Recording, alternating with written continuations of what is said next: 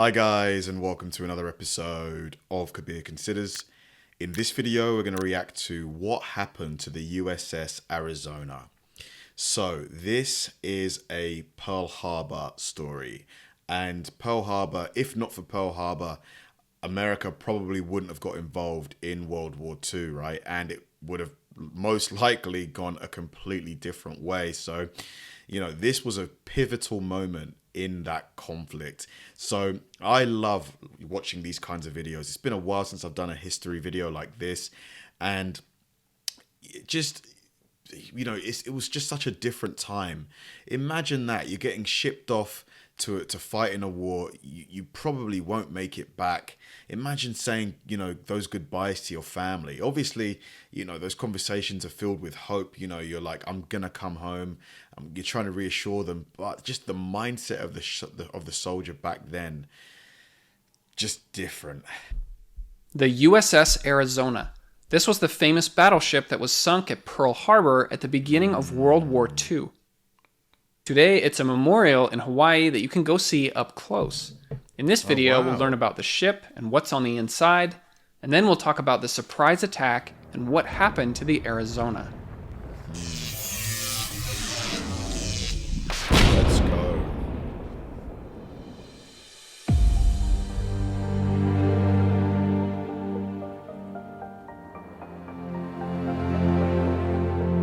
Amazing ship. The attack on Pearl Harbor is the event that brought the United States into World War II.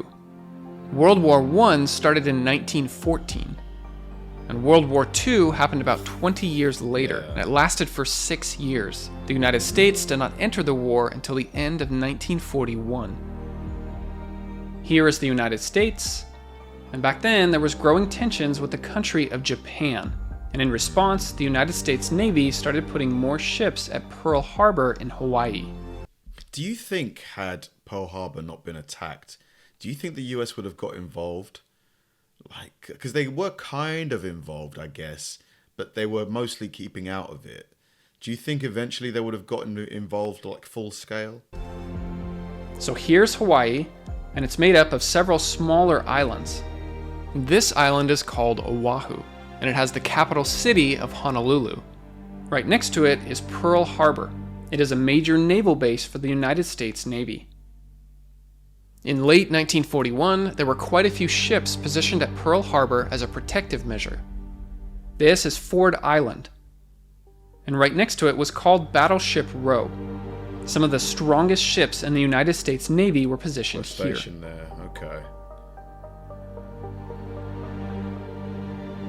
The Japanese took several days to sail their fleet just north of Oahu.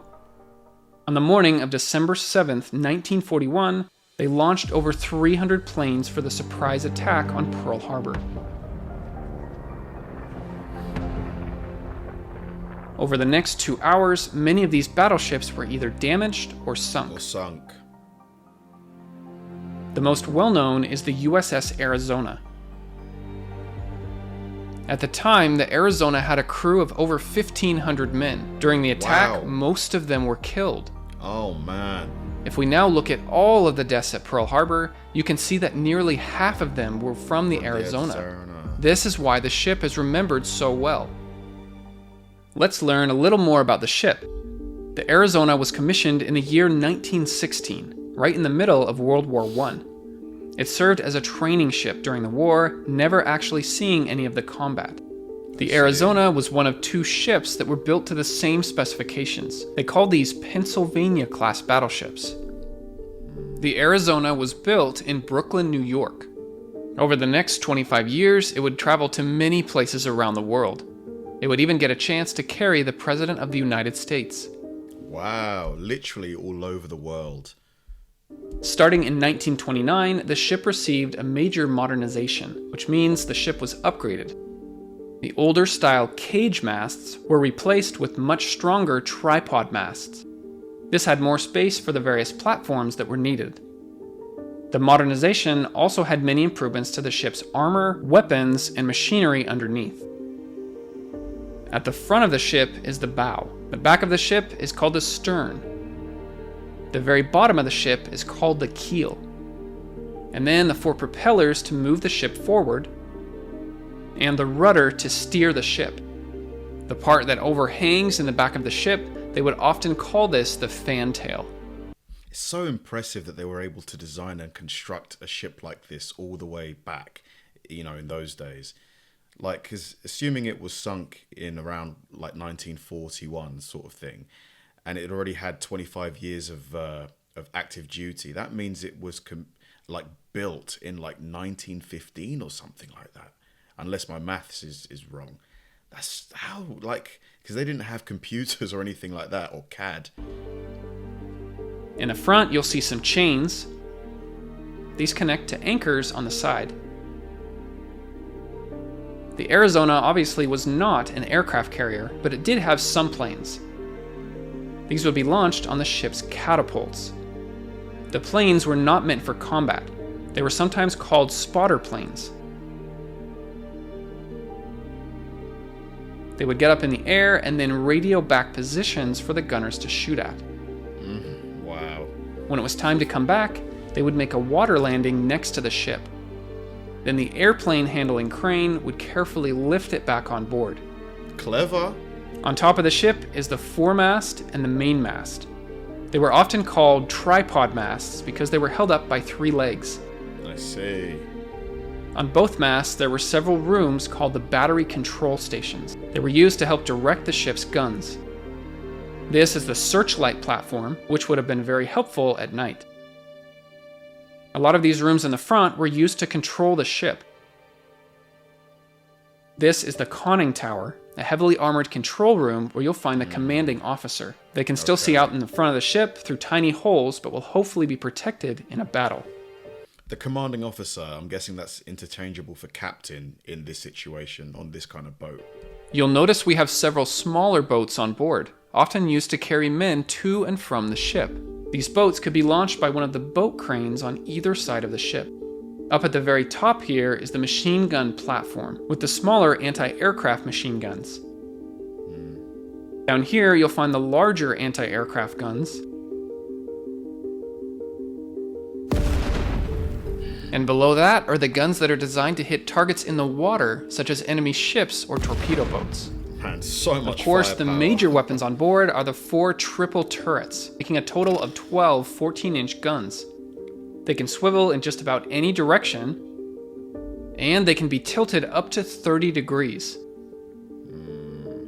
They can hit a target up to 19 miles away.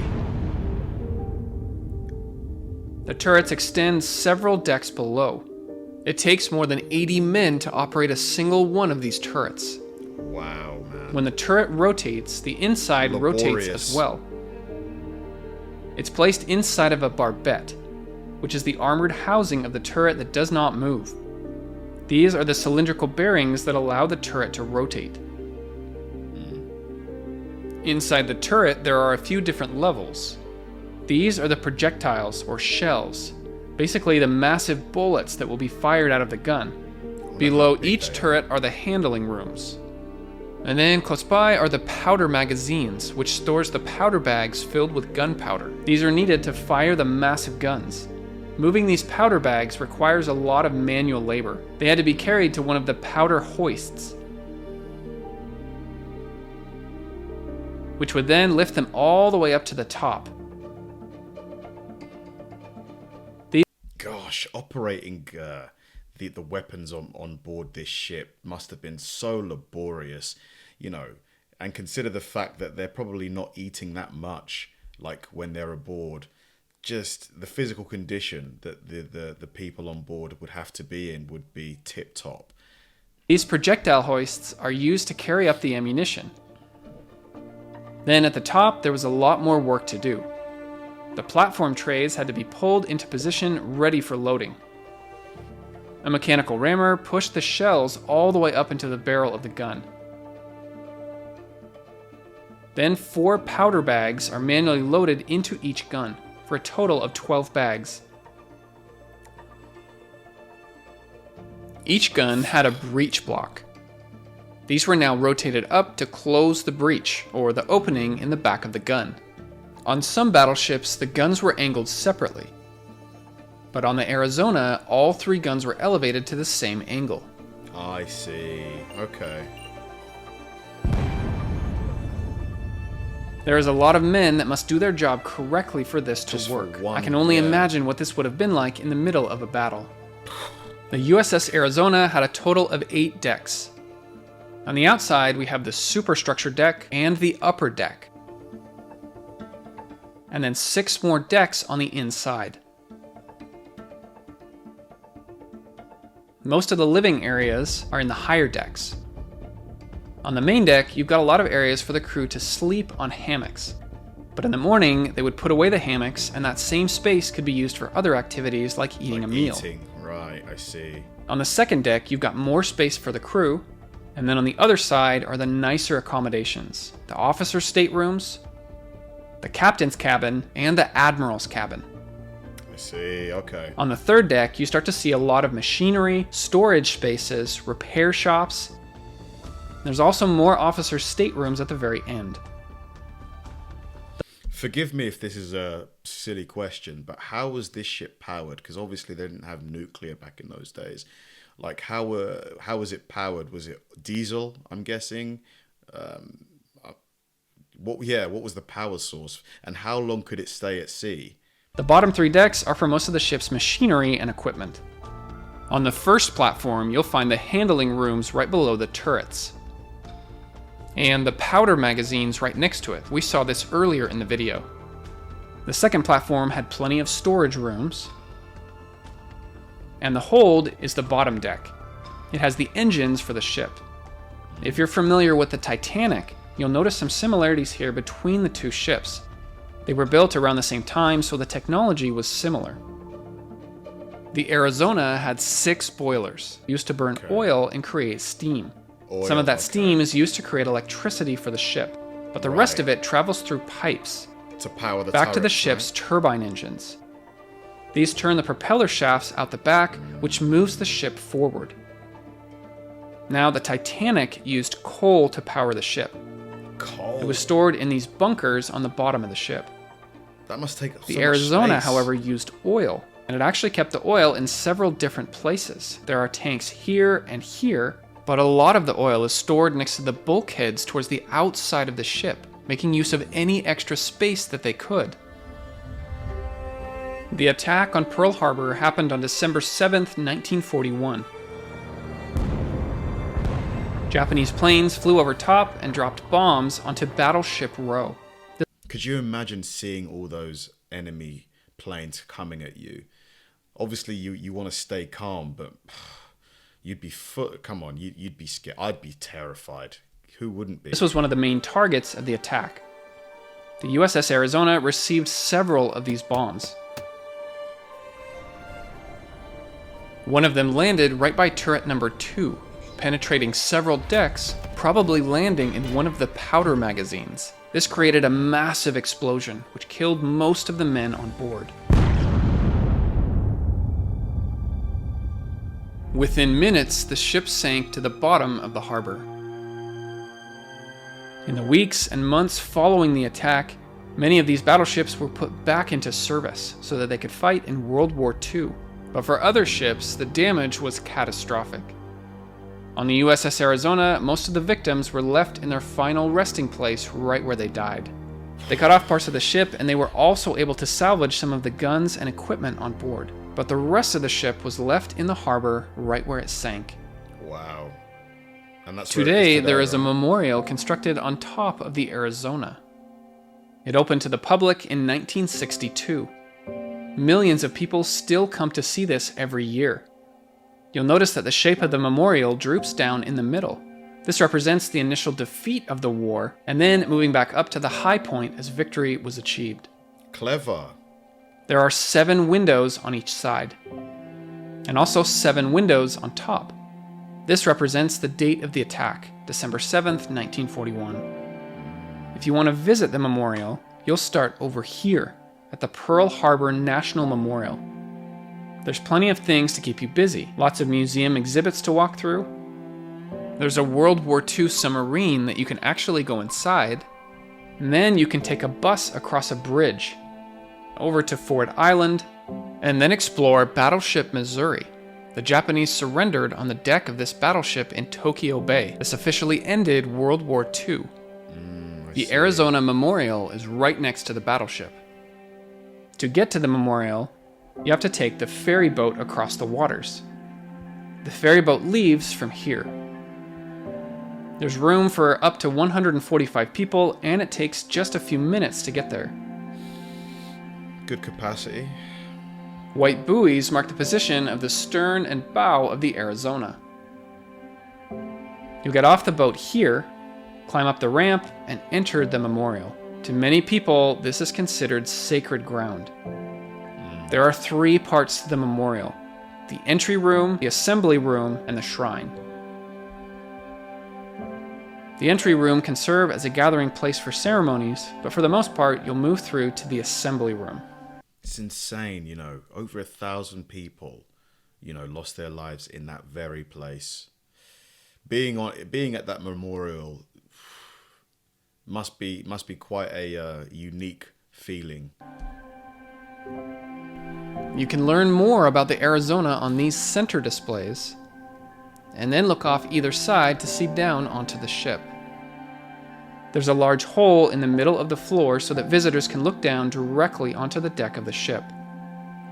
The last room is the shrine.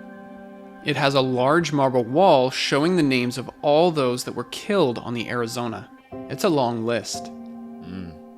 The sunlight can shine through some openings in the side walls. This design is called the Tree of Life, and it's a universal symbol of renewal and peace. The Tree of Life is on the other side of the memorial as well.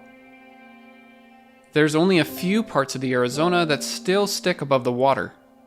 The largest is the barbette from turret number 3, and then one of the legs to the main mast. There's a flagpole attached here. If you look closely, you can see oil still leaking from the ship. This is often referred to as black tears. It's almost as if the ship is still grieving over what happened. That is wild. After all these years, oil is still leaking from the ship. You would have thought it would have been exhausted by now. Like the oil would have been completely spent. Some survivors of the Arizona have decided that when they die, they'll have their ashes placed inside the ship to join their crewmates. Wow. My name's Jared. I'm the guy that makes these videos, and wow, it takes a lot of work. If you want to see more animations like this, click one of the cards on screen. That was awesome. That was a fantastic video. Honestly, Jared did a phenomenal job with the animation, explaining each section of the ship. I have to just, take my hat off to the designers of that ship. Can you imagine designing a ship like that without any computer-aided design software? Everything is by hand with pencils and rulers and slide rules. There's nothing that's going to help you do the calculations. Everything is just done the old-fashioned way. It's just... And also, think of the life of the sailors on board that ship, having to load massive bags of gunpowder, just to fire off one shell. Each barrel needs 4 big bags of gunpowder. It must have been a life of real work and toil. And obviously, they're doing it for their country. But on the day-to-day, it must have been grueling work. Just a different time, honestly, a really different time. And rest in peace to all those who lost their lives during Pearl Harbor. War is pain. Like, we should not be willingly going into wars when they can be avoided. And there's a lot of stuff happening right now in the world that if we're not careful can get out of hand. We should do everything we can, everything possible to diffuse these situations if possible. Thanks for watching, guys, and I'll see you in the next one.